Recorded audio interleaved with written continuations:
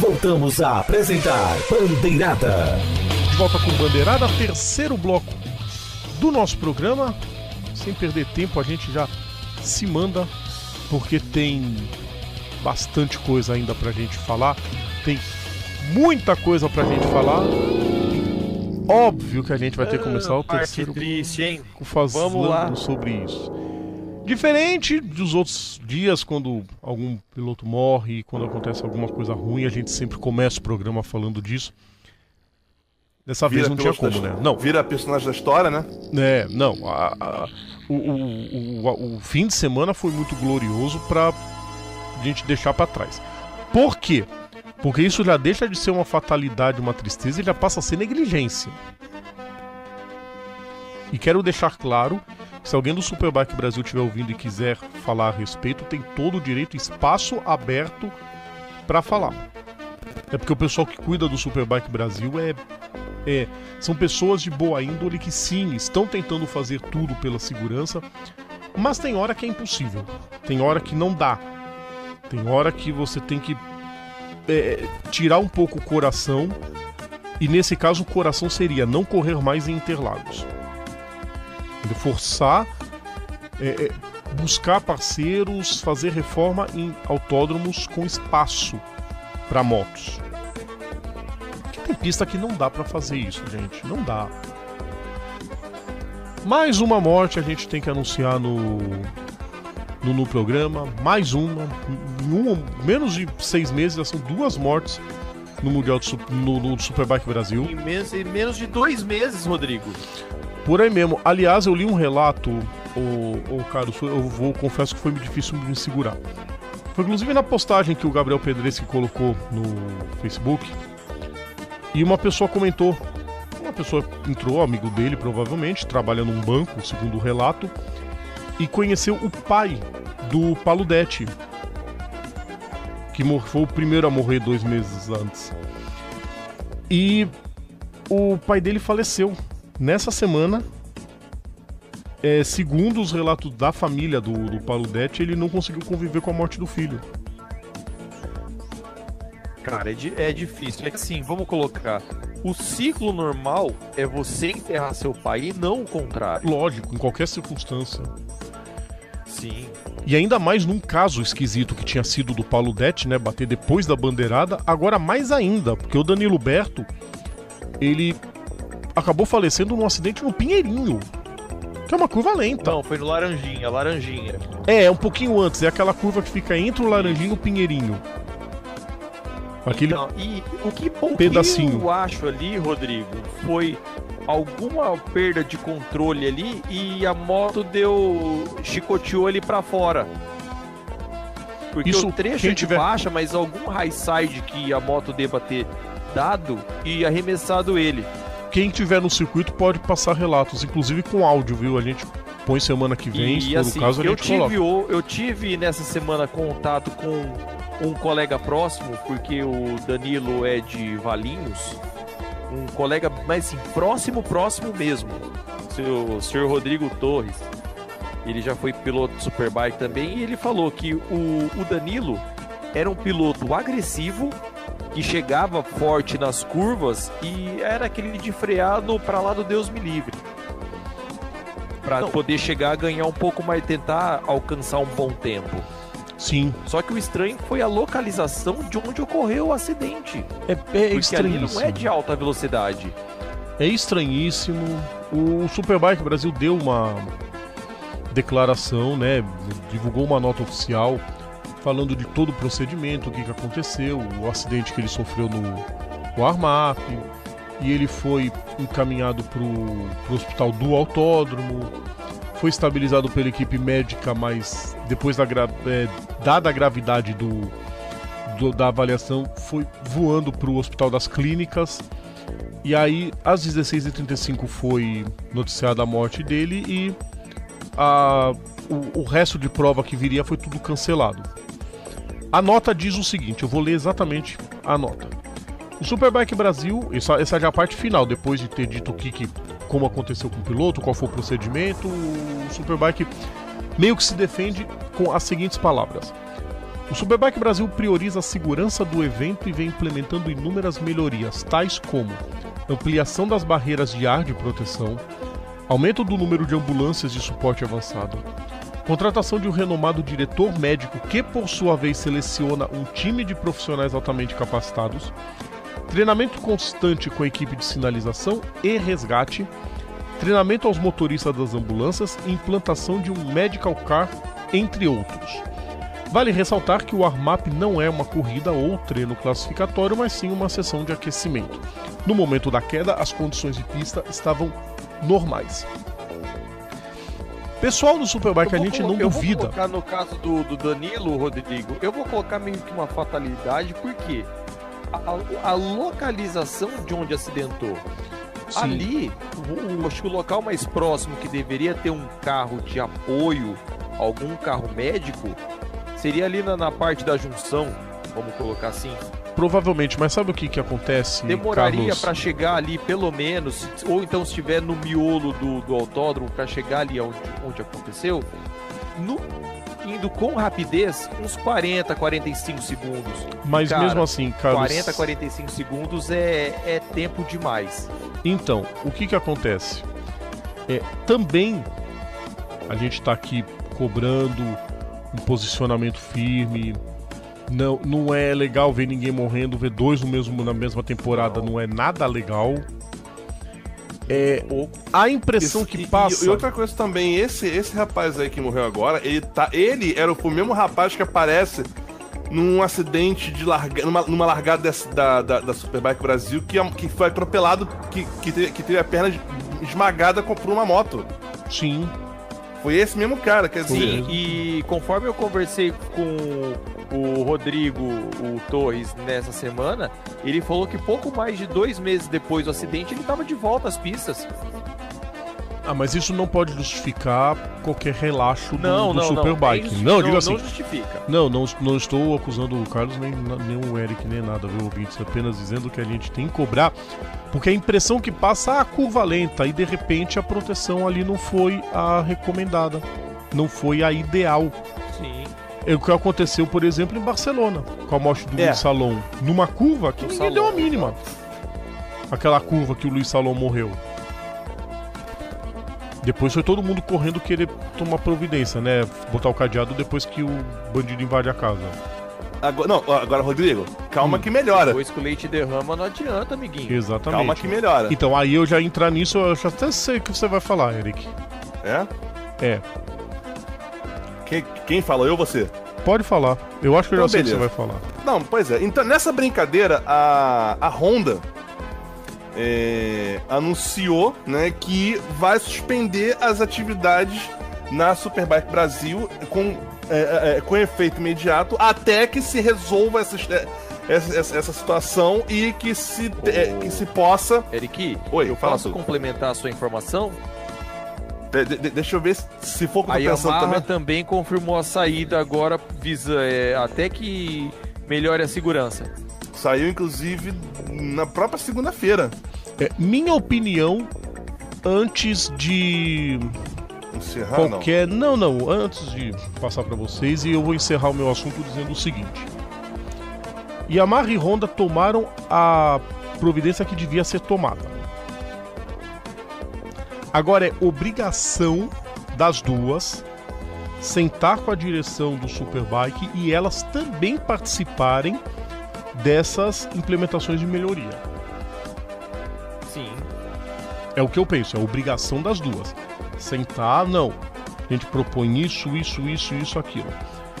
E uma coisa que eu li na rede social do Roberto Zulino. Roberto Zulino é criador fundador, né, refundador da Fórmula E junto com o Silvio Fittipaldi aqui no Brasil. Não pode qualquer um pagar e correr numa moto 1000. Não pode. É ponto final, não pode. Mas sem dinheiro. Não pode. Ele até deu uma ideia que eu acho... Concordo. Eu acho uma ideia sensacional dele. Cancela a categoria de 1000 cilindradas por 3 anos. Cancela. Vai correr só 250 e 500. Até você ter um número de pilotos habilitados a correr com 1000. E convite é da 250 para baixo. Na 1000 tem que ser piloto profissional. Não tô julgando se o Danilo era, se o Paludetti era, não tô julgando isso. Mas a gente sabe que tem muito aventureiro nessas categorias, principalmente as categorias nacionais. Não pode continuar assim, gente. Não pode. Não tem como. Aliás, é uma coisa que eu... Tudo bem que a gente sempre fala aquela questão de esporte motor é perigoso. O Sal Quepeta fala isso direto. Quando o ingresso que você compra aparece escrito lá: esporte motor é perigoso. Só que assim, já tá chegando num ponto que tá desnecessário. Quando você vê 2 mortes em menos de 2 meses numa mesma categoria, é um negócio que não era... A Honda e a Yamaha não era pra ser só elas que tinham que fazer isso, de meter o pé por enquanto. Tinha que todo mundo fazer, principalmente porque essas marcas elas têm uma responsabilidade com relação a isso, porque como toda marca que entra no esporte motor, eles vencem no domingo para vender na segunda. É a história que ele sempre fala. E principalmente, né?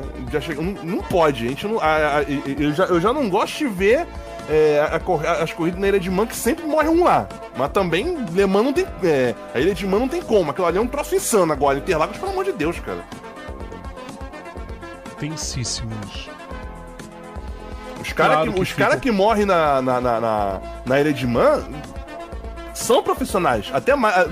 Não como esse povo aí. Não questionando quem tá, entendeu? Mas... Sim, mas há uma diferença gritante. Exatamente. E óbvio que a gente vai terminar o assunto, claro, deixando todas as condolências, todos os pesares. A família do Danilo, aos amigos, a todo o pessoal da equipe dele, a Pitico Race Team. E vamos ver o que o Superbike Brasil faz para ter o respeito que eles buscam, principalmente depois de tudo isso que aconteceu. Vamos mudar de assunto então, gente, que a gente chegou agora para passar aquele resumo do esporte a motor deste fim de semana em Sexta Marcha. O resumo do esporte a motor em Sexta Marcha. Vou começar de uma forma bem bizarra. O Felipe Massa deu uma declaração dizendo que ele acha impossível ter Fórmula 1 no Rio em 2020. Não precisou descobrir a pólvora também, né? Vamos lá? Bora. Alguém quer dar mais risada um pouco? Ninguém, né? Vamos começar com Endurance, então. Endurance. Começando com Endurance Brasil, tivemos às 4 horas de Goiânia, a vitória de Daniel Serra e Chico Longo, com Wagner Ebrahim, Fábio Ebrahim e Pedro Aguiar em segundo, e os negrões em terceiro, Xande e Xandinho. Os vencedores da P1 foram justamente os 2 Ebrahims e o Aguiar, terminaram na segunda posição no total. O Serra e o Longo ganharam então a GT3, né? A P2, vitória foi de Ney Faustini e Ney Sá Faustini. Na P3, vitória de Matheus Strumpf e Renato Strumpf. A P4 teve vitória de Mário Marcondes e Ricardo Hag. E na GT4, Renato Braga, Renan Guerra e Cray Júnior. Classificação do campeonato. Vocês querem uma coisa boa? A CBA não atualizou a tabela. Então não tem classificação. Que beleza, hein? Próxima prova, Tarumã, dia 15 de junho. Super GT, Suzuka no Japão, vitória. Eric, fala tu. Mais um pra lista. Kazuki Nakajima, junto com Yuri Sekiguchi, venceram a prova. Ryu Hirakawa e Nick Cassidy em segundo. Kazuya Yoshima e Kenta Yamashita em terceiro. Na GT300, Morionita e Sena Sakaguchi venceram. E o João Paulo Oliveira, junto com Tomonobu Fuji, acabaram abandonando a prova. Classificação do campeonato na 500, a principal. Yuji Tachikawa e Hiroshi Shiura com 53 pontos. Sujio Matsuda e Rony Quintarelli, 49. O Kazuki, junto com o Sekiguchi, tem 44 pontos. Na GT300, o Nita e o Sakaguchi têm 60 pontos. O Fuji e o Oliveira, estão zerados ainda no campeonato. Próxima prova em Buriram, na Tailândia, dias 29 e 30 de junho. Encerrando o Endurance com GT Open em Hockenheim, na Alemanha. A primeira prova, vitória de Fran Rueda e André Saravia. Na segunda posição, Duncan Cameron e Matt Griffin. Terceiro, Valentin Pierre-Bugge e Tom Oslo Cole. Na Pro AM, a vitória foi do Pierre-Bugge e do Oslo Cole, chegaram em terceiro no total. O Marcelo Ran e o Alan Kodair foram 13º colocados na geral. Na AM, só para dizer, a AM teve vitória dupla do Alexander Rakovina e do Martin Conrad. Segunda prova, a vitória foi de Norbert Schindler e Michael Grenier. Albert Costa e Giacomo Altoé foram segundos. Oliver Wilkinson e Darren Turner, os terceiros colocados. Na Pro AM, vitória de Rush Ward e Indy Dond. E na 18ª posição, o Ran e o Kodair. Classificação do campeonato: Costa e Altoé 41, Sidler e Grenier com 34, Henrique Chaves e Martin Coldrich com 30 pontos.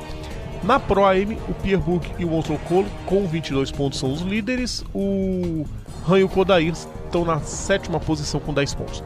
Na AM, o Rakovina e o Conrad disparam com 20 pontos, são os líderes. Fácil. Próxima prova, Spa-Francorchamps, dias 8 e 9 de junho. Hora do turismo. Primeiro, começando com o turismo elétrico, Jaguar E-Pace Trophy em Berlim, vitória de Kaká Bueno com Sérgio Jimenez em segundo, mais uma dobradinha da equipe brasileira. Brian Sellers na terceira posição. Na Pro AM, vitória de Akizang. Classificação do campeonato: o Jimenez toma a liderança do campeonato. Aí a gente brinca que a gente só precisa achar a classificação atualizada. Ainda bem que eu já achei rápido. Ainda bem que o site abriu rápido. Sérgio Jimenez líder com 107 pontos. Brian Sellers com 101 pontos. Kaká Bueno sobe para terceiro com 91 pontos. Na Pro AM, o líder é o Bandar Alessai, que pela primeira vez abandonou uma prova no ano. Está com 123 pontos. E o convidado foi o Jens Drali, chegou na 10ª posição. O melhor convidado foi a Alice Powell, que chegou em quinto. Próxima prova é a rodada dupla de New York, que encerra o campeonato. Então a Jaguar não vai para a Suíça, vai direto para os Estados Unidos. Rodada dupla em New York, 13 e 14 de julho. Turismo carreteira, etapa de Rafaela com as Chinquenes, na Argentina, o oval de Rafaela. Vitória de José Manuel Cera com Agustin Canapino e Juan Martín Truco, completando os 3 primeiros lugares. O Cera é líder com 231 pontos. Mariano Werner é o segundo com 187. Leonel Pernia com 184,5 em terceiro. Próxima prova em Termas de Riondo, dia 16 de junho. Terminando o turismo, Supercars em Winton, na Austrália. Lógico, na Austrália. As duas vitórias de Scott McLaughlin, Roger Penske rindo à toa. Primeira prova, quem subiu no pódio junto foi o Chas Mostert e o David Reynolds. E na segunda corrida foi o Fabian Coulthard e o Jamie Whincup. Classificação do campeonato: McLaughlin 1.646 pontos, o Coulthard 1.402 e o Shane Van Gisbergen 1.231. Próxima prova em Darwin, dias 15 e 16 de junho. Vamos pro monoposto, hora dos monopostos. Monopostos. Começando com a prova em Hockenheim do Eurofórmula Open, vitória na primeira prova de Marino Sato com Jack Durham e Liam Lawson completando o pódio. Christian Han foi o 8º, Guilherme Samaia 14º. Na segunda prova, Yuki Tsunoda venceu com Marino Sato em segundo e Julian Hansen em terceiro. Samaia foi 11º e o Han abandonou. Classificação do campeonato: o Sato tem 104 pontos, o Liam Lawson 89, o Tsunoda 80. O Samaia é 10º com 26 pontos, o Han é 12º com 20. Próxima prova também Spa-Francorchamps, dias 8 e 9 de junho.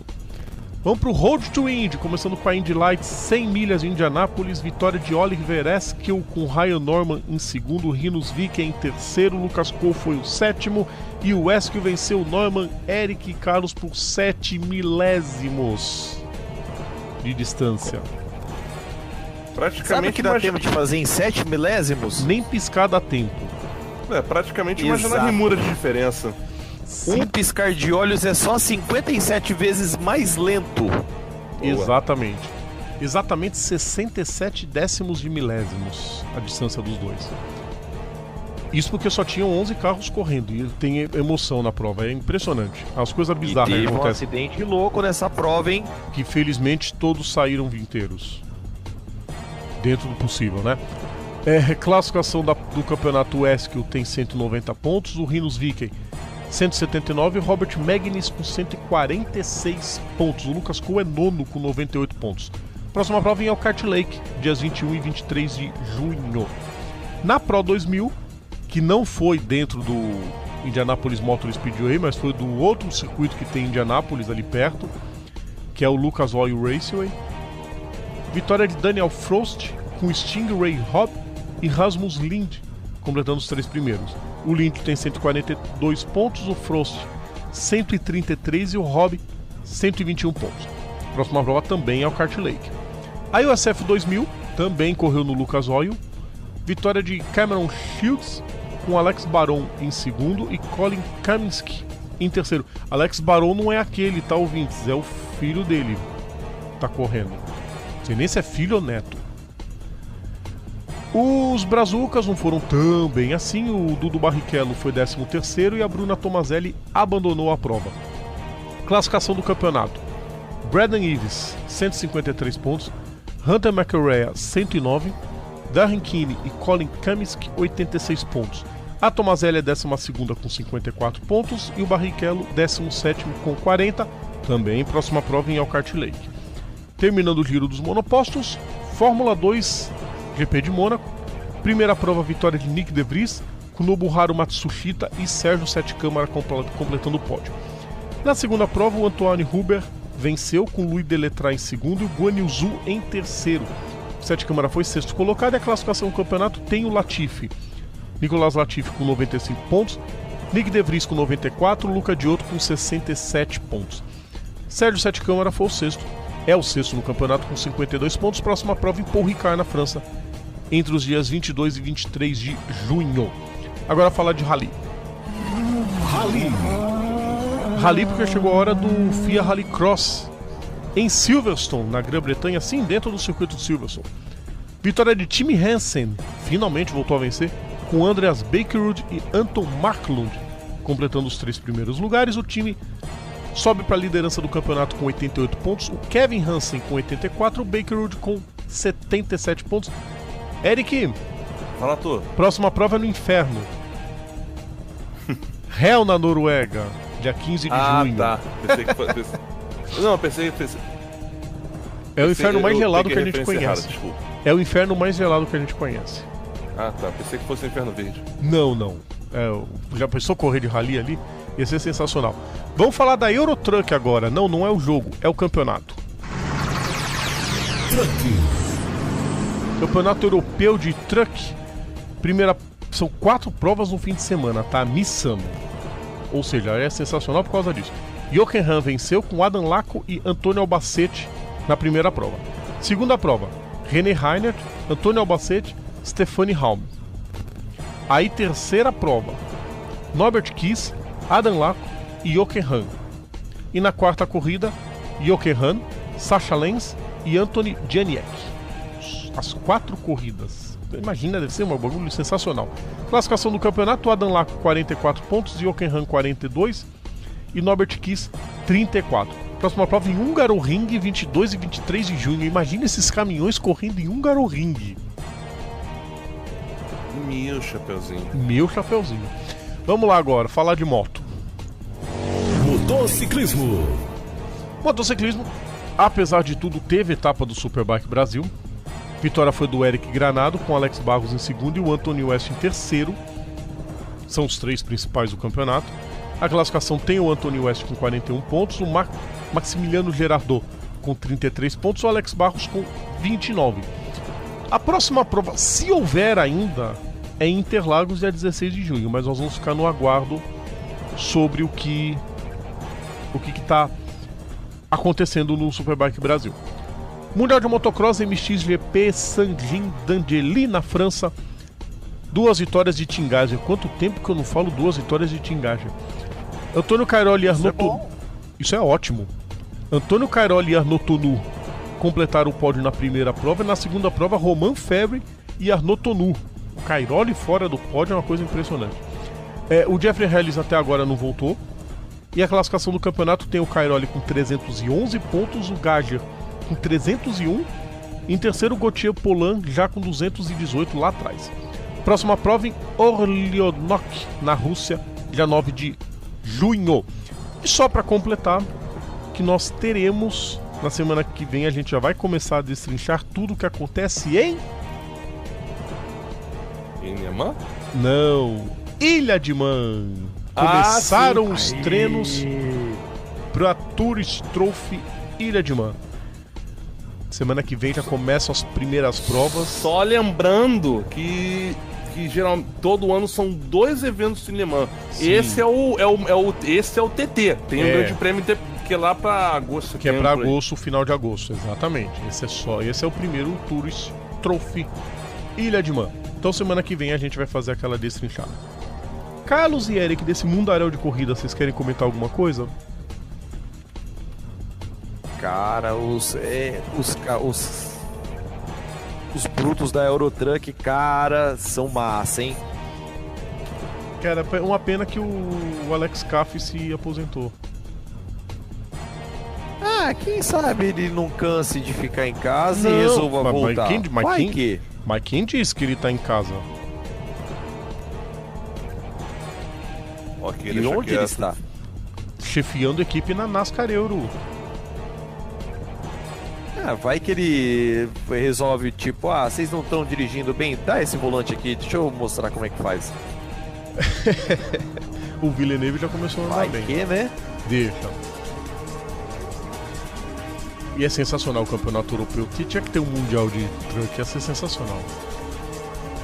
Eu acho que deveria, os campeonatos que tem com caminhões, fazer meio que uma unificação de regras. De regra. Assim como fazem, por exemplo, DTM e Super GT agora. Bom, eu sou a favor que isso tinha que acontecer com algumas categorias. Isso tinha que acontecer geral em todas as categorias do esporte motor, né? Todas. Sim. Ter regulamento nacional, regulamento continental, mundial, tudo igual para todo mundo, para permitir que um corra aqui, o outro corra ali. Mas a gente sabe que isso é quase impossível, né? Tá querendo muito, né? Quem sabe, né? Quem sabe num futuro próximo. Pois é. E Roger Penske segue rindo. Intervalo então, gente. A gente vai deixar o personagens pro próximo bloco. A gente não vai ter os momentos clássicos, né? Devido ao ocorrido no Superbike, a gente teve que focar, infelizmente, nisso. Então a gente vai pro intervalo e daqui a pouquinho a gente volta pro último bloco do nosso programa. Então fique com a gente que a gente já volta.